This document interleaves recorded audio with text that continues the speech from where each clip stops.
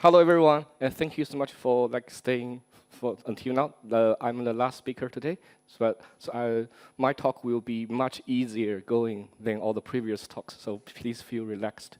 So first, introduction about myself. My name is Fisher Yu. I'm the co-founder of and CTO of Babylon Labs. So today, my talk is about cryptography, the cornerstone of BTCFi. So before I start, disclosure that by no means I am a legit cryptographer. Okay, so if anything, myself and the Babylon project and the entire BTCFi I'm going to talk about, we are the beneficiary of the magic of cryptography, and also we are the beneficiary of the hardcore groundworks that many of you here had laid down. So before I start, I would like to say thank you very much, everyone. Okay, cool. Now, let's get started. So we are talking about BTCFi. It comes with many names. BTCFi, Bitcoin Fi, BTC DeFi, Bitcoin DeFi, many names. But eventually, it just means one thing: making Bitcoin as usable as Ethereum. What can ETH do? Like staking, earning yield, lending, spot trading, optional trading, or all sorts of DeFi. Okay. So, but Bitcoin, as we all know, it's not very programmable. So Bitcoin can do nothing as ETH. So what we are trying to do is to make Bitcoin as usable as Ethereum, so that we can have Bitcoin-backed DeFi. Okay, and this cannot happen without cryptography. Yeah. So in this talk, what I'm going to share is how cryptography help make BTCFi happen by using two use cases. First, it's staking. We allow Bitcoin to be stakeable, provide security, and slashable through two cryptography initiatives. One is Schnorr signature, and second is adapter signature. Okay. Then, for other DeFi use cases such as lending, trading, those are enabled by Z-key verification and another cryptographic initiative called garbled circuit. So in this talk, I will share with you the intuition behind how these cryptography magic enables Bitcoin to do things. Yeah.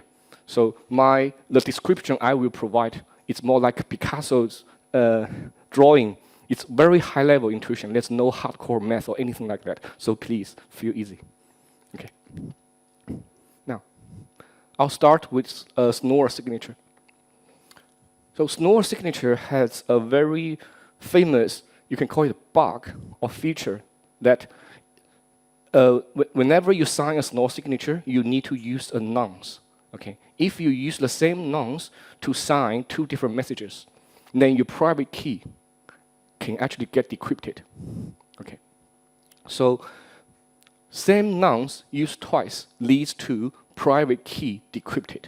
Okay? This is the feature of Schnorr signature. Now, you look at same nonce used twice.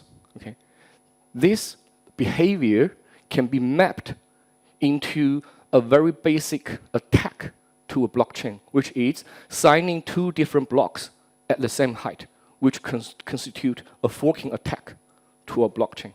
Okay, so same nonce used twice maps to an attack to blockchain, and then private key decrypted can be mapped into a slashing result where the asset is burned because the private key that controls the asset is decrypted. Okay, so the Schnorr signatures feature can be translated into by using Schnorr signature. Okay, if you try to attack the blockchain by forking it, the asset you staked can be slashed. And this is exactly what proof of stake mean. Okay, in proof of stake system, you pledge your asset to become a validator of a blockchain. Then you sign those blockchains as a validator. If you do your job well, you will earn staking reward. If you try to attack it, say try to fork it, then your asset get burned. Okay. Then Babylon's Bitcoin staking protocol is built exactly on top of the Schnorr signature property. So the same Schnorr key is used to both verify and sign blocks as a validator and used to lock the native Bitcoin on Bitcoin chain. So if you as a validator attacks the POS chain that you are securing, then your underlying Bitcoin will be slashed. Okay, this is Babylon's Bitcoin staking. Okay, Schnorr signature covered. What was not covered is adapter signature. So that's the next thing. What I just described is about a validator using its own Bitcoin as asset to provide proof of stake security. So it's my Schnorr key and my own Bitcoin. Okay? But in real world proof of stake systems, there's a very important feature called delegation, which allow a validator to receive stakes, delegation from other people, like big stakes, small stakes from other people, so that those people delegate their voting power to me, so that I vote on behalf of them. Okay? So in reality, with delegated staking, so each stake actually looks like the bottom left corner. It's still my Schnorr key, but it becomes like Alice's Bitcoin, Bob's Bitcoin, or Charlie's Bitcoin at stake. That means if I, as a validator, acts maliciously, Alice's Bitcoin will get slashed, Bob's Bitcoin will get slashed, and Charlie's Bitcoin will get slashed. Okay? So this is the idea behind delegated staking. But the problem here is that because the key is my Schnorr key, okay, I can use my private key. I don't have to decrypt my own private key. I can just use my private key to selectively burn Alice's Bitcoin, or Bob's Bitcoin, or Charlie's Bitcoin, right? Because I have the private key. I can do the burning myself. I don't have to do any decryption. So this creates a problem called selective slashing, where, yeah, I can just randomly pick someone that I don't like and I slash their Bitcoin, which is totally unfair. So what we want to achieve here is that whenever I try to slash one delegator, say Alice, then my private key can be decrypted as well, so that Bob will get slashed and Charlie will get slashed. So that it's either everyone gets slashed or no one gets slashed. This is a very important property because with this property, it's called like atomic slashing. Then people can check whether the validator itself has staked some Bitcoin as well, so that everyone is on the same boat. Okay. Then they feel much more comfortable in delegating their Bitcoin to a validator, because the validator also puts its own money, own Bitcoin there for stake. Okay. Now, to achieve this, we use adapter signature, where the signature used to lock Bitcoin is not just a simple Schnorr signature.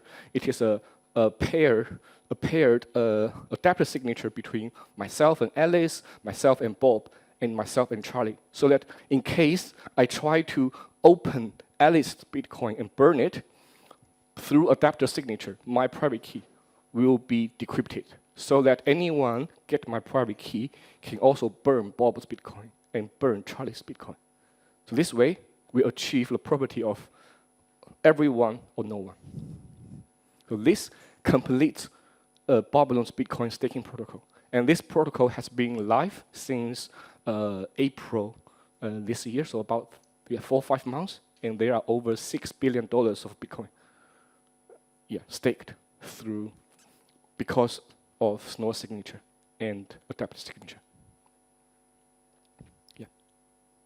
Is there a game theoretic equilibrium of the size of validators Bitcoin in relation to the other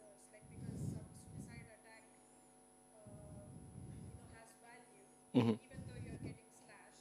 Yep. Let's say your value is A and the others are B, C, and D. The value of slashing B plus C plus D might be higher than might be higher than A. Yes, yes, yeah. This will be a problem if our slashing slash the entire Bitcoin. But since the protocol is at its very early stage, our slashing rate is set to 0.1%, which means whenever slashing happens, only 0.1% of the Bitcoin will be burned.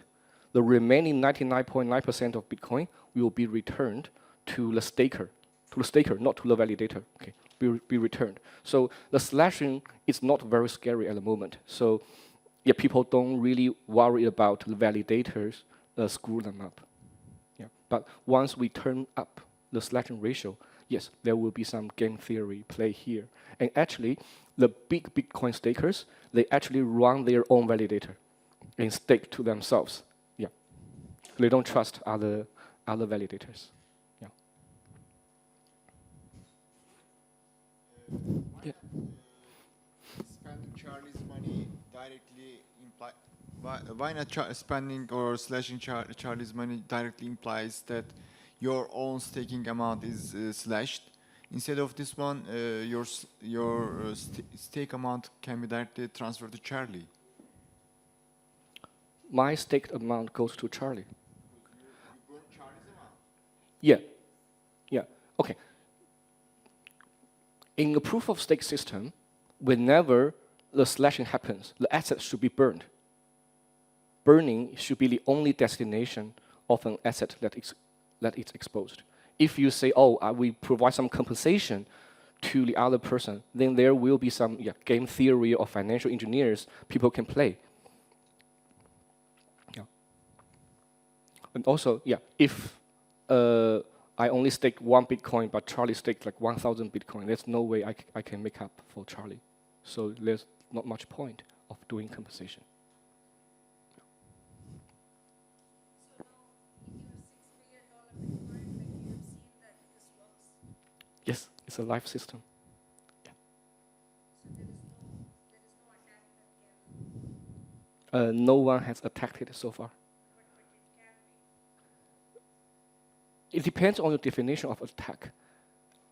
Do you mean an attack by the validator try to burn itself and all its delegators, or someone outside the system try to find the bug of the system and attack it, the firmware? But the suicidal attack is theoretically possible. So I see intuitively that that's the loophole.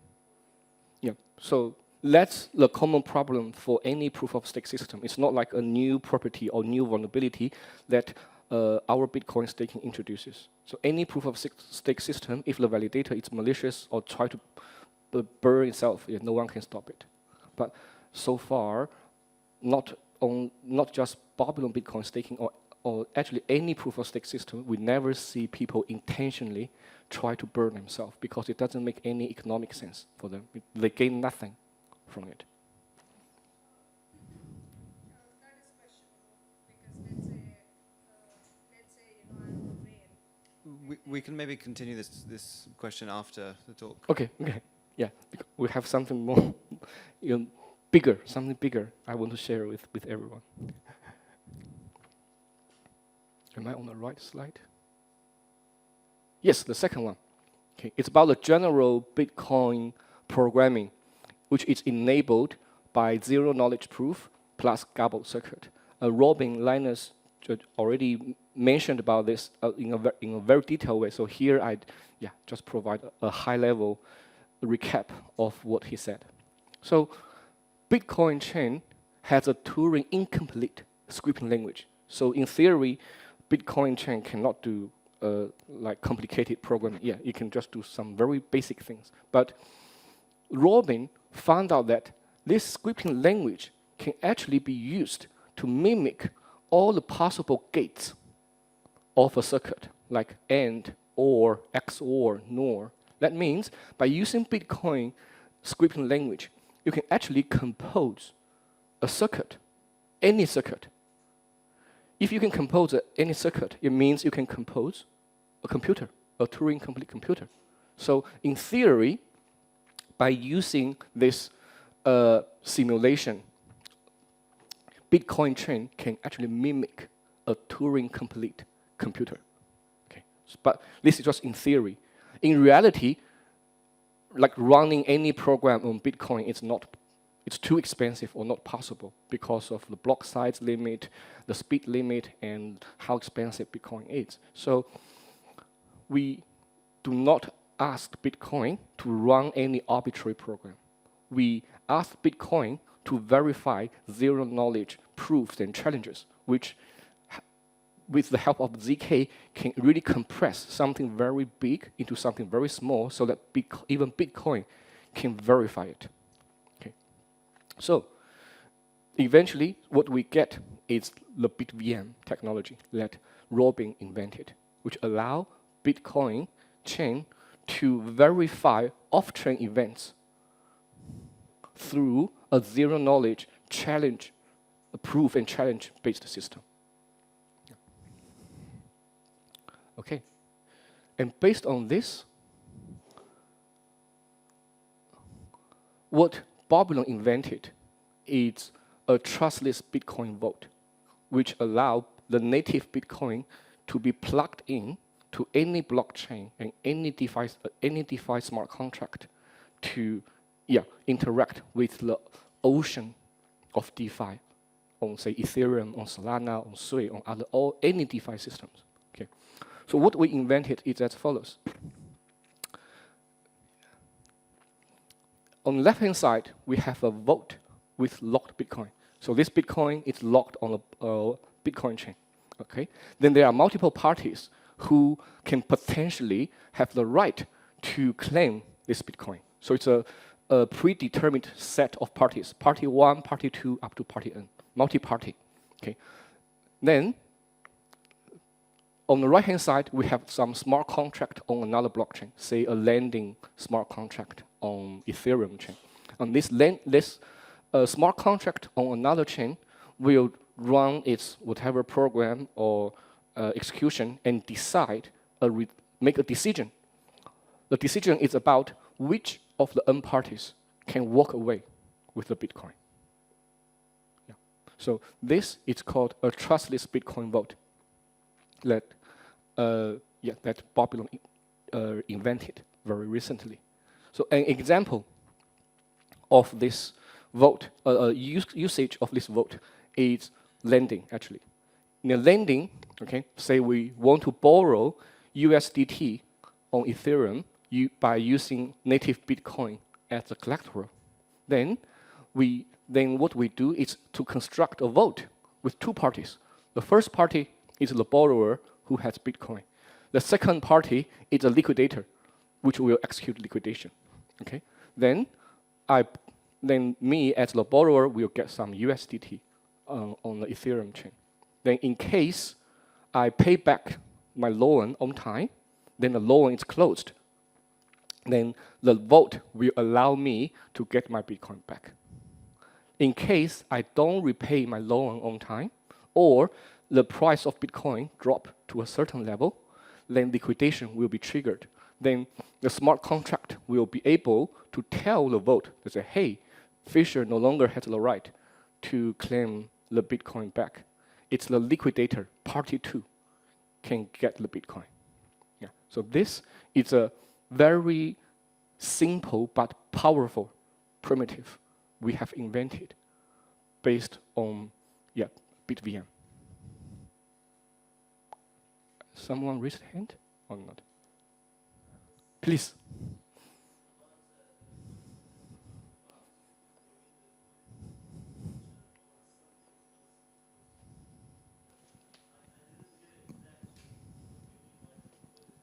Okay, it's not liquidity, it's liquidator. Liquidator is like executioner, which you are going to die, I'll take your Bitcoin away. Not liquidity, it's liquidator. Yeah, liquidator close a business. Yeah, and try to recover the damage by selling everything in a very cheap price. Like when you buy a house or mortgage and the house price dropped too much or you cannot repay the loan, then the bank will send a liquidator to seize your house, sell it in open market at cheap price, and try to recover the loan. That's liquidator, not liquidity. Yeah, no worries. Yeah, thank you for the question. Okay, yeah, so this is a trustless Bitcoin vault that can be plugged into any blockchain and any smart contract DeFi. So that we no longer need any bridging or wrapping of Bitcoin to another chain before Bitcoin can be used. Because we all know that any bridge and any wrapping require extra trust assumption on a third party who could potentially steal your Bitcoin. So even the generic BitVM bridge that Robin mentioned earlier, it's not trustless. It is called a trust minimized bridge because the covenant community in that BitVM bridge can steal your Bitcoin. So it is trust minimized. But what we invented based on BitVM here is trustless. There's no covenant committee that can steal your Bitcoin. Yeah. Very important. Okay, so I got ZK and BitVM somehow covered. Garble circuit, not mentioned yet. So BitVM has evolved for 3 versions already. Sorry. The first version of BitVM is based on interactive ZK challenge, like multiple rounds of challenge and response, in order to find the place where something goes wrong. Then we have the second version of BitVM called BitVM 2, which improves over BitVM 1 by making it non-interactive. Okay. But the problem of it is it's super, super expensive. We did a Bitcoin mainnet experience. To set up a vote, no matter how much Bitcoin you put into the vote, even if it's just 0.01 Bitcoin, to set up the vote, you need to spend $15K to set up it. So this is too expensive to be practical. So if we use BitVM 2 for production, then it means the whole system can only serve whales, which think 15K per transaction is nothing. Okay, so this is not very good. So most recently, we have BitVM 3. BitVM 3, again, non-interactive, and the cost is reduced by like 100 times to 1,000 times. Okay, the number here is not right. It's about $150, not $15 per vault. But with more research on the Garble circuit side, yeah, this cost can be further reduced. And this reduction, yeah, it's made possible via Garbled circuits. So I'm not sure whether Robin explained what Garbled circuit is. Yes, already. Okay, cool. Yeah, so here I'm just going to give you a layman's explanation of Garble circuit. So a Garble circuit, you can think of it as a black box where 2 parties who do not trust each other can use it to make a settlement on something. Okay, and then if someone acts maliciously, you can challenge it so that eventually the matter will be settled in the correct way. Okay, so Garble circuit is about allowing 2 parties to settle something without trusting each other. Okay, then why Garble circuit can be used for our vote? Just to know, we are running low on time. Yeah, it's the last slide. Yeah, yeah. As you can see, our vote is a multi-party settlement thing, right? Garble circuit is a 2-party settlement thing. So, for our vote to work, basically every pair of 2 parties enter a Garble circuit. Yeah, then we have like n minus n, like n multiplied by n minus 1 divided by 2 Garble circuits. Then the system works. So, yeah, Garble circuit plus zero-knowledge proof enable general Bitcoin programming. Yeah, that's the end of my presentation. Yeah. Do we have any questions?